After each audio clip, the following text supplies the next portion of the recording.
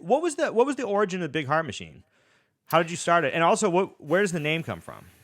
Okay, well, the name, I'll start with the name. I had a band for a hot moment that was called Heart Machine. And that band was a quartet. It was me, Jason Berger on drums, Sam Yolsman on piano, and Adam O'Farrell on trumpet. And then I took all the book of music that I wrote for that band, and I just arranged it for big band. And without overthinking it, I just called it Big Heart Machine. And I wasn't sure at the time if the band name was a good idea or not. I just knew that I don't like that in the world of jazz, we tend to focus on the band leader. And I don't think that's very interesting to most people. Like Sure. you or I would know if we're like, oh, did you check out the new Avishai Cohen trio record? Like a jazz aficionado would be like, oh, that's exciting. But I wanted to make music that didn't give the listener, or I wanted to create a presentation that didn't give you a preconceived notion about what you were about to hear. Sure. And so it's not you and a bunch of other people. It's the whole atmosphere of the group. Right. And I just definitely didn't want it to be about me. And actually, like one kind of oblique influence was the band Snarky Puppy. Even though I wouldn't say I'm a fan of that band at all. They were becoming big at the time when I was starting Big Heart Machine. And I was like, or, so many bands before them,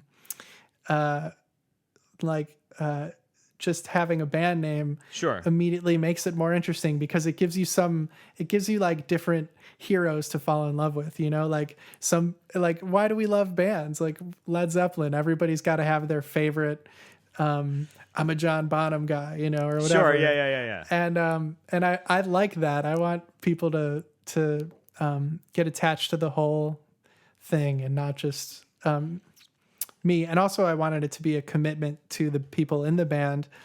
It was really important to me at that time, and it still is now, to make sure they understand that it's that I appreciate their effort and I consider them a part of the band, because I don't want it to just be a thing where people show up and sit in their chair and read the parts and go home. I want it to be like they know that their part is for them, and so they put every ounce of themselves into it, Sure, absolutely. Yeah.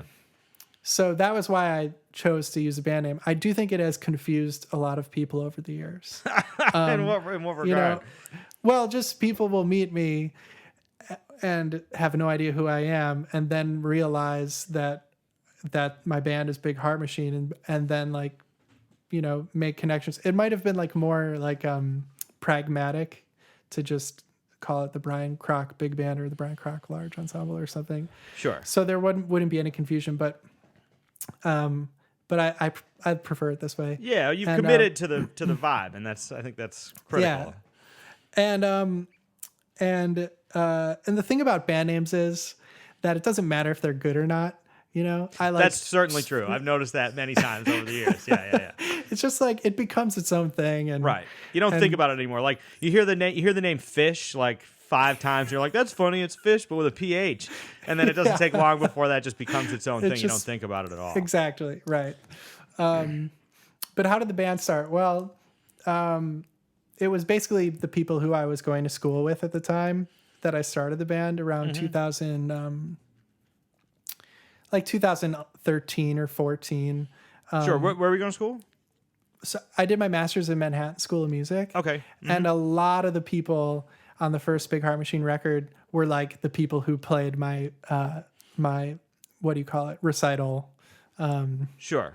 My master's recital or whatever. And did you do composition? Yeah. Uh-huh. Which was awesome because I still got to participate in the playing stuff, but I feel like I was lucky in that my classmates still invited me to play with them. So I still improved rapidly during that time as a instrumentalist, but I got to take private lessons with a bunch of different faculty members. My main person throughout the whole 2 years was Jim McNeely, but I also took classical composition lessons, and I took classes on like score reading. That was one of my favorite classes, where we would do like crazy things. Like the teacher had us like, at first it was just sitting at the piano and sight reading string quartets, and so you have to deal with the alto and tenor clefs, and then it was like transposing multiple different instruments at the same time, like instruments in F and B flat and E flat. Sure. And then it was just like brain twisters. Like we played this fun game all the time where you would get a note, you would be assigned a note, so like your note would be F, my note would be E flat, and we'd have to scan the score as it was going, and you look for every single E flat and try to sing it. So like if the like soprano saxophone was playing E flat on beat 1, you'd sing that, but then if the bass had an E flat on the and of 3, you'd try to grab that as well. And but the whole time you're transposing. Yeah, so you're learning to like quickly transpose, quickly scan a page. I loved that class.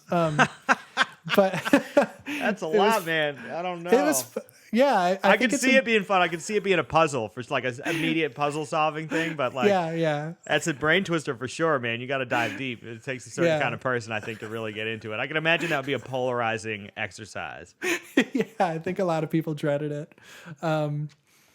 But so yeah, so like I mean I don't know if it's like, it's probably not luck, because I'm just a very emotional and like I tend to get philosophical, but I just love the people that I happen to meet at school, and I've always worked with them ever since.